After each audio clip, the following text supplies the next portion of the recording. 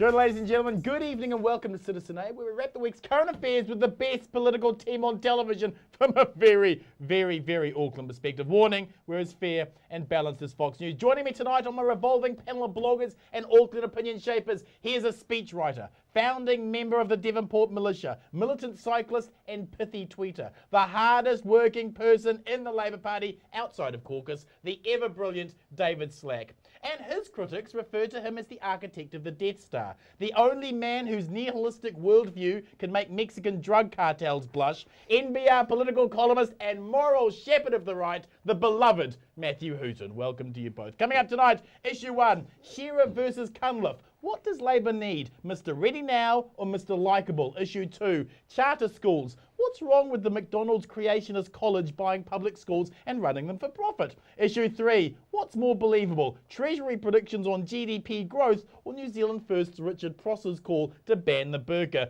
And we'll end the show on a final word, but let's kick things off with Issue 1. The fight for leadership of the Labour Party heats up between Cunliffe and Shearer after Cunliffe this week said Shearer wasn't ready to be leader. So what does Labour actually need after its 27% shellacking? Mr. Ready Now or Mr. Likeable? David, the turn in the media is happening. After much enthusiasm for Shearer, pundits are questioning his poor performance in TV debates, with the godfather of New Zealand media, Brian Edwards, describing Shearer's interviews as bordering on embarrassing, and Fairfax political columnist Vernon Small questioning if Shearer has what it takes. What does Labour need, Mr. Ready Now or Mr. Likeable? Mr. Likeable. Yep. It's been fascinating to me to talk to people who generally don't like to talk to me about politics. Yep. And they're saying how much they like him. Yep. And how enthusiastically they're responding to him. And it's also interesting to talk to people who've dealt with him. I've had a bit to do with him, and he impresses me. Yep. But the people who've dealt with him routinely say they like how, as they explain what they're about, what they need, he gets it. He really gets it. And I think this is, you know, he's not Jesus Christ come among us. He's a science teacher who has worked in the aid field, and he has all of the qualities you would expect of somebody like that. That is to say, somebody who's very good at listening, very good at sizing people up, very good at hearing what needs to be done, and most of all, just intellectually curious but open. And that's the big distinction I think you draw with Cunliffe. I like Cunliffe too, and I think he's terrific in his debating, and in that respect, Edwards is quite right. He is much crisper in the TV and because the those media debates setting. are pretty. That's true. Yeah. But that's not everything that matters. It matters just as much that as he gets around the country and talks to people and they see who the leader is, they like him and they warm to him and they believe that he's going to be good for them. And I think Shearer has a better chance of making that connection. So modern politics is really just a Facebook like button. The more likes, you're in. That's it. Well, Matthew, one of your hobbies is the destabilisation of David Cunliffe. You call it a calling more than a hobby. But even you would have to admit that Shearer's performance in the debates has been terribly lacklustre. Oh, there's no doubt that David Cunliffe is slicker than David Shearer, sort of more rehearsed in that media way, better at talking on television. David Cunliffe also has the benefit of that Helen Clark network backing him. Shearer's got the Phil Goff and Annette King network backing him, hasn't it? and others. That should be helping. You've got Helen Clark micromanaging the Cunliffe campaign. Is Trevor Mallard micromanaging the No, I wouldn't describe it as micromanaging. Right, it's just you've got Judith Tizard making calls on behalf of Helen Clark in favour of Cunliffe, and now of course Helen Clark's close friend Brian Edwards has endorsed Cunliffe. So you've got that lineup, and then you've got the other candidate. Now I think the important thing, sort of to answer the question you put to David, is I think what Labour needs to choose is a candidate that will improve, because this person is going to be in our living rooms on TV for 3 years, and it's vitally important that we don't get sick of them, that we learn to like them over time. So politics occurs over time. Well, I don't see that he'll improve. He's very, very slick. He's been trained at Harvard University in the business course there. He worked for Boston Consulting Group for a brief time there, where that's one of the sort of slick masters of the universe type consultancies alongside McKinsey's. So he has that, and he's sort of in Parliament. He can do that Dirty Harry thing, which sometimes is useful. But I think the important thing for Labor is someone who will improve. And if you think of, say, the Greens and how Russell Norman and Materia Ture on a slow burn have really found favour with the electorate. That's quite a good model for Labor to look at. Of course, they won't be able to do much, of course, in the next 3 years. You don't necessarily have to. You know, and to some extent, it's not so much that you win by having the better argument. It's by looking like an appealing alternative as people fall out of love with the current government. And you have to radically reposition the Labor Party, but you can't do that overnight. It has to be a 2 or 3 year program. Now, I know there's a great deal of nostalgia for Helen Clark, and I know that a lot of people see Phil Goff as someone who was her loyal foreign minister and has done a good job. But Labor has not really changed from the party that was defeated in 2008. Now, it's a simple rule of politics. Once a party has been thrown out, if it ever wants to be the government again, it has to be completely different from the party that was thrown out. You don't tweak your policies a bit and your personnel. You have to be completely different. And I think Scheer is more likely to achieve that repositioning over time. You can't do it if you try and do it overnight. All your activists walk. But I just don't think that the Helen Clark candidate is the future of the Labor Party. The Phil Goff one is. David, the Labor Party coven dislike Cunliffe. But when hard-right masquerading as light-right propagandist David Farrar, the bore of Babylon, is promoting Scheer as the saviour, shouldn't that Labor Party coven question if they're getting tricked into picking a weak leader who won't be able to foot it against Key? Well, it certainly makes you look twice. I did, because you do wonder if there's something very orchestrated. Scheer's, but then you go back to the hard principles and you say, look, who is the one who's likely to give you that break that Matthew was talking about? And that's Scheer. Who's likely to strike a chord with people? That's Scheer. Who's likely to help reposition this party in a constructive and enlightened way? And I think that's Scheer, because he, like I said a moment ago, intellectually curious and open to listening to people and learning from what they have to report. And there's this to remember too. You know, in the long run, I think you're going to, well, there is certainly the good possibility that you could have two substantial blocks on the left rather than the major party and the minor party, as we've come to expect. You know, if you go back 100 years, in 1911, the political landscape was very different here. 100 years from now, it'll be very different again. Don't assume that it'll always be National and Labour and National and Labour. And this might be the point where it's changing. The Greens start cannibalising Labour. So you have maybe 15 to 17% Greens and 35 to 38%. Well, no. Look, Labour will be back. Labour will be back. You always, in 2002, everyone said National was going to be finished. Labour has a history and it has a future. And I think the difficulty in this leadership debate they have, though, is I don't think Cunliffe can be let near a finance or economic portfolio again after his absolutely idiotic comments about renationalisation of these. Wonderful to renationalise those. Well, he can't have been serious. He can't have been talking about. That's the point. You know, sometimes about 50% of the time he does this wild stuff. Yeah. When he's right, he's really right, but occasionally he gets a bit of. I mean, let's be clear. He wasn't talking about some sort of Venezuelan nationalisation, right? He wasn't talking about that. He was. What he was talking about was putting $5 or $6 billion of taxpayers' money aside, which is your entire capital spend for many, many years, probably your first 2 terms, to the rich and then go into the share market and start buying up these shares till you get to 90%, so you can compulsorily acquire the other 10%. Wonderful. Now, if that is Cunliffe Labor government's main priority in its first 5 years in office to buy shares on the share market, to restore that 3% of the government portfolio. I mean, he must be. He can't have been serious. Let's say the Labor Party coven win and pick Scheer. When the John Key dingo picks up the David Scheer baby in his jaws on the first day of Parliament and violently rips the David Scheer baby limb from limb and slinks off, licking its bloodied maw, leaving the David Scheer baby shredded on the floor of the debating chamber, it won't matter, will it? Because David Scheer is likeable.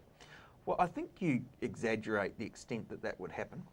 But secondly, if it was felt that initially David Shearer, was not going to win in one-on-one confrontations with John Key on the floor of Parliament, there's a very good way around that. You just send him out to every A&P show in the country, to every school prize giving, to every hospital opening or closing, hopefully, or whatever it might be. Yes. You get them on the road, and this is how the Greens did it. You just slowly build your constituency, and that's how Key did it. Key didn't spend much time.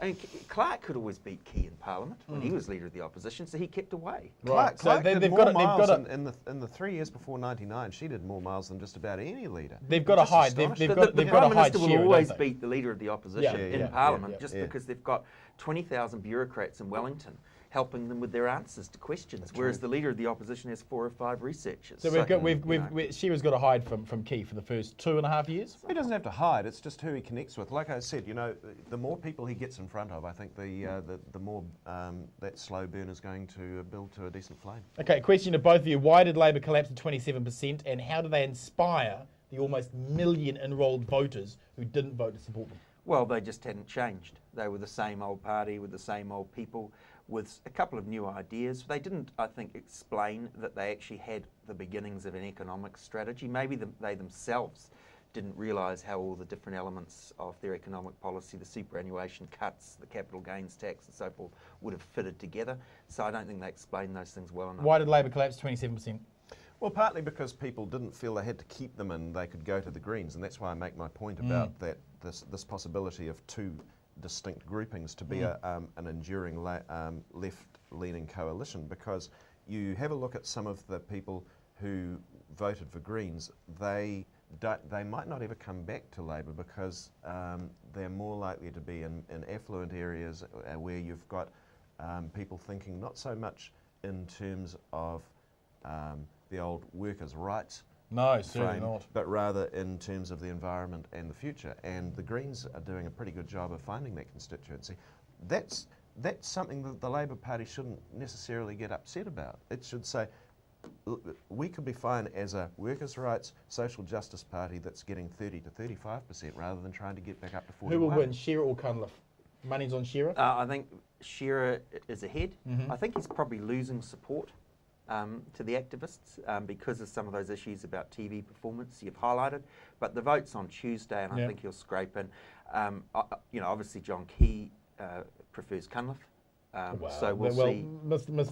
Mike had a thought about that he was doing it on purpose, though. Or is it a double cross? Is it a double or is cross? it a triple play? Exactly. Well, we don't know. You're the man to ask, and in the Labour Party, what's really going on is people on the blogs and the Prime Minister are playing games with the Labour Party's mind, and they're best just to ignore what they're doing. Shearer or Cunliffe? You're saying Shearer? Yeah, I think Shearer. Yeah. And Cunliffe won't have a place in the front bench, will he? He's gone. Oh, well, no, that's not what Shearer's saying. And I think it would be silly not to use fairly considerable talents. Maybe the only talent they have. He can't go in an economic portfolio. David Parker will become the finance spokesman. Maybe foreign affairs. He is, after all, a former diplomat. Right, yes. Well, Grant Robinson, of course, who, NZUSA, and then is a Labour Party epic for a period of time. Oh, he's been a friend of mine since 1993. And that's what's so dangerous. I was disappointed Grant wasn't able to come to my function last Sunday. Yes. Thank you, panel. Moving on to issue 2. So, National have decided that out of all the wacky ACT Party policy ideas, they want the failed charter school model from America, where religious groups and private companies buy public schools and run them. We should count our blessings they haven't adopted the right to bear arms. David, 1 fake dinosaur bone plus 4 hamburglars equals better education. What is wrong with the McDonald's Creationist Charter College taking over public schools? Well, the mystery to me is why they think they need to do it when you actually have the mechanism under the current Tomorrow's Schools framework to do it anyway. It's a school of distinctive character. Yeah. And that being the case, you've got to say that it's actually a means for a kind of privatisation that may or may not do what they fancy it will do. I think the problem here is really bloody simple, and that is we're not paying teachers enough, and they're trying to find ways of making schools work better than they currently are without coming up with more dough. Well, here's the answer. Come up with it. You pay teachers properly, and these schools will be able to do what we expect them to do.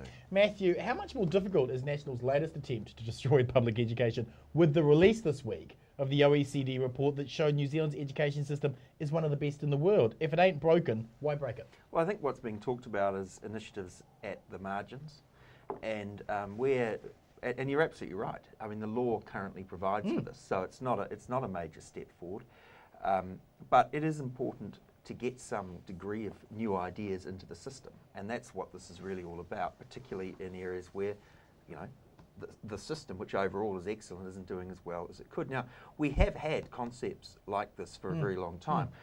In the early childhood sector, the first new idea, which was funded fully by the state, was Te Kahanga Reo, which National under Merv Wellington as Education Minister funded. That's right. Then Lockwood Smith as Education Minister in the 90s funded the first Kura Kaupapa Maori, Whare Kura, and the Wananga. And their charters, they're essentially the same. We also have seen Catholic integrated schools are essentially charter schools. I remember in the 90s, the national government fully funded the country's first Hare Krishna school for that community. And that's really what's being talked about. Where this has happened in Sweden and the Netherlands and Ireland and the United States and Canada and the other countries where they've done this at the margins, the first thing you get are the churches who do, and different religious groups who establish schools that are faith-based. Then you get, the next thing is people like Steiner, Montessori, people with different approaches to learning, they set up their schools. And the third phase is when, you know, they're there for a profit, and that comes in the end. Yes. But this is at the margins. This will occur. There is going to be a ferocious battle over it, of course. It's important to spin it as small, isn't it? Because if it's seen as a larger thing, it'll be a few. Well, no, the teacher unions will fight it then, because if it's successful, of course, the teacher unions can't really afford for it to be successful, so they will do. I predict there will be things like pickets to stop children attending these schools. I think there'll be acts of violence against some of the teachers and students. I think we're in for a pretty rough time. All for the margins. Well, but it's at the margins that the system's failing.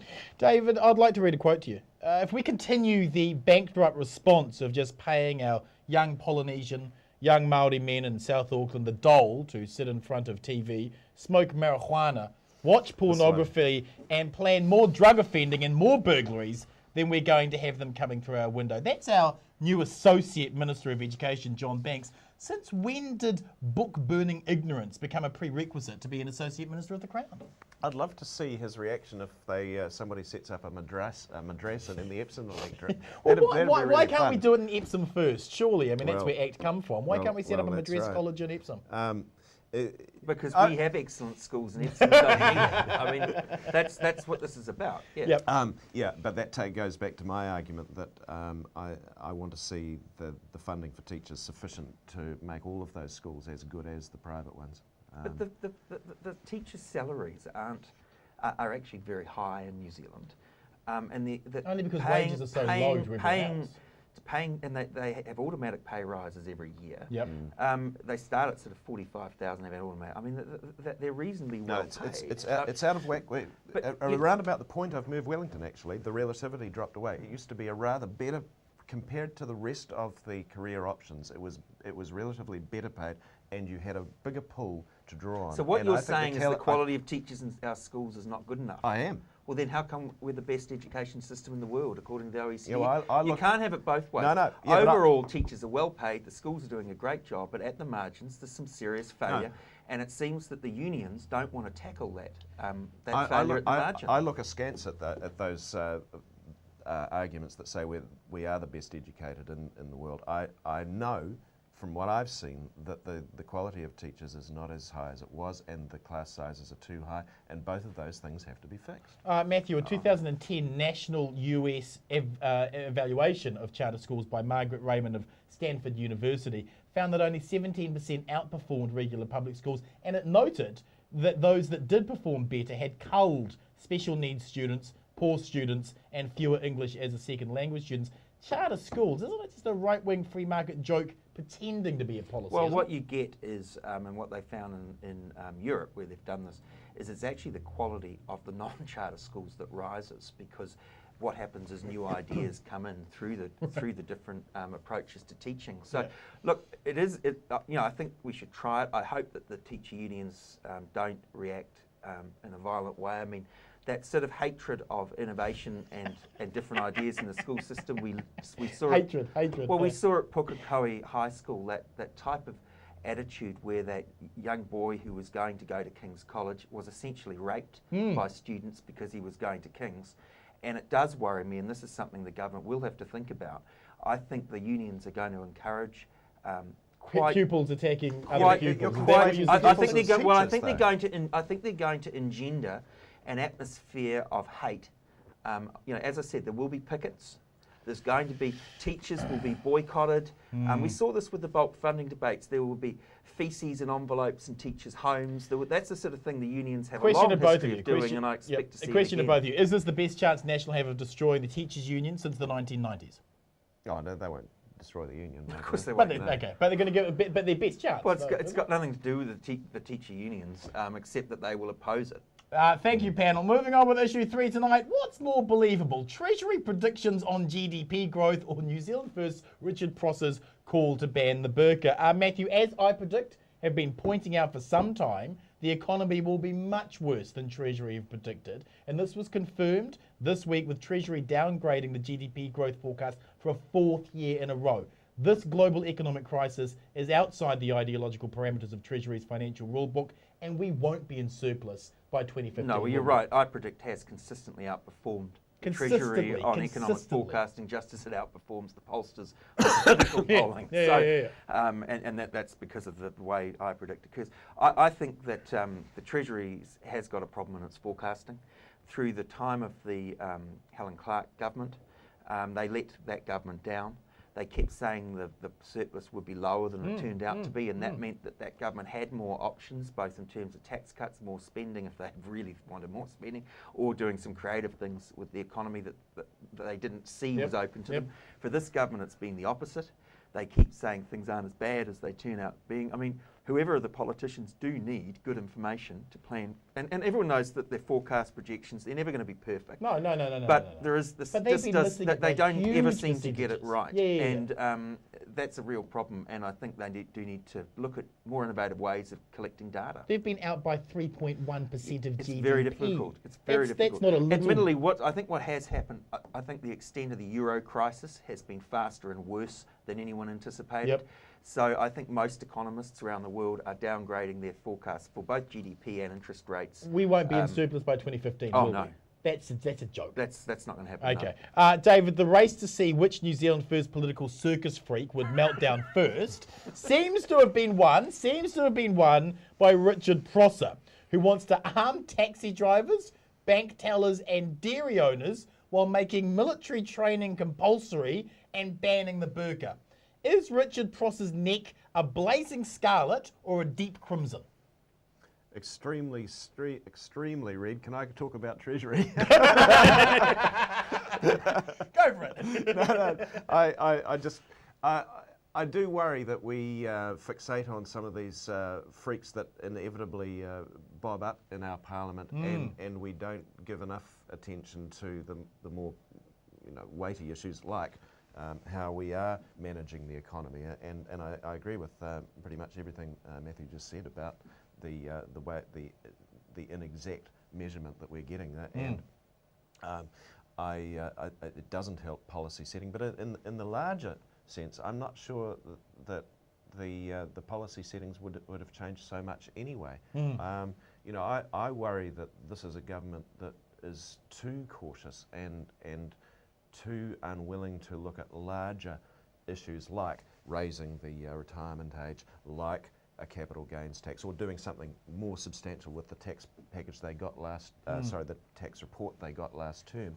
And all of these numbers we're seeing, although they're at variance with what we were expecting, the larger picture is pretty bloody clear, and that is we aren't earning our way, we haven't diversified the economy enough, and we don't seem to be doing a hell of a lot to make things any different. And I want to see more debate about Milton Friedman was wrong, and we're all Keynesians now. Question of both of you, if I could quote from the warrior poet philosopher Richard Prosser on compulsory military training.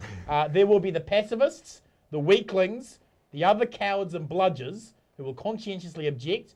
They can spend a couple of years picking up rubbish off the beaches and digging out long drops for dock instead. Are we witnessing the birth of a South Island intellectual savant in the form of Richard Prosser? I don't think that we should be surprised about these comments. There's always been a whiff of 1930s Central and Eastern Europe about the New Zealand First Party. I think that these people are completely irrelevant. Winston Peters is returning to Parliament to play the class clown, to settle some disagreements with his enemies, and he'll use the benefit of parliamentary privilege to smear and defame people and so forth. And that's all okay. And these people will just vote against whatever the government wants and make silly speeches. The sad thing is, for Winston Peters to have his fun, it's costing 8 MPs' salaries, probably 32 staff salaries. There will be electorate offices, at least 8 or probably 16 of them around the country, and the taxpayer will be paying many millions of dollars for this clown to settle his scores. I think one of the great man. Yeah. Great man. I'll put it this way. I liked the comment Kerry Woodham was offering on Twitter that said she'd had all of these people ringing her up the night after the election saying, we were voting for Winston, we didn't know we'd get all these other people. Let's wrap the show with the last word. David, your last word this week is? I want to do a plug about super and our comprehension of it. You know, I really want to see us doing something about raising the age, and I hope that the agreement with United Future that talks about investigating super, it will give John Key the fig leaf to say, okay, it is all back on the table. Because look at it this way. We spend about 10 billion a year at the moment on super. In 10 years' time, it will be 20 billion a year. That's an extra 10 billion each year. That's a Christchurch earthquake each year that we're going to have to come up with. We don't have it, and unless we put that age up and do other reforms, we're going to be sunk. Intergenerational theft. Gen X's pay for baby boomers again. Wonderful. You want to apologise again? Your final word, Matthew. The first thing, I agree with all that. It horrifies me a bit to agree with David on anything, but I think one of the interesting things that we've been talking, the charter school issue is going to create a choice for either Cunliffe or Shearer when they become leader. Charter schools are now being endorsed by Julia Gillard's Labor government in Australia. Yeah, but that's not much. They just gave uranium sales to India. And so it's completely mainstream social democratic policy. It's happened in Sweden. It's happened in the Netherlands. Now, what is argued by the left, Julia Gillard and others who promote this concept, is it's all about giving children from poor families the same educational choices as children from rich families. And that's why left-wing movements around the world will often support these initiatives. Now, I think Shearer or Cunliffe could make this their Chapter 4, Clause 4 issue the way Tony Blair did, and break with the teacher unions and show that the Labor Party is a party for the poor and downtrodden and doesn't just exist to serve the interests of union bosses in Wellington. Thank you, Matthew. Thank you, David. Ladies and gentlemen, to my final word. When Muhammad was asked how people should dress, and he replied, "Tell the believing woman to lower their gaze and be mindful of their chastity," do I think he meant wearing a glorified bedsheet with a slit in them for eyes? No. No, I don't personally think he meant that at all, but it sure as hell isn't up to me to dictate to another religion how they shouldn't or shouldn't interpret their faith. I live in New Zealand because it's a liberal progressive democracy that enshrines personal freedoms. If I want to wear a chicken suit and waltz down Queen Street, I can. The redneck, knuckle-dragging ignorance of Richard Prosser's demand to tell Muslim women what they can wear by banning the burqa is as totalitarian as the Islamic fanatics who force women to wear them in the first place. How a person chooses to dress is not for the bloody state to determine. Do we really want Richard Prosser in the closets of New Zealand policing what we choose to wear day to day? I say, Richard Prosser, get out of our closets and go back to yours. If you like tonight's show, please join our Citizen A Facebook site and connect with other like-minded new citizens, and follow me on my Citizen Bomber Twitter and Facebook page. Thanks for watching whānau. Good night, Aotearoa.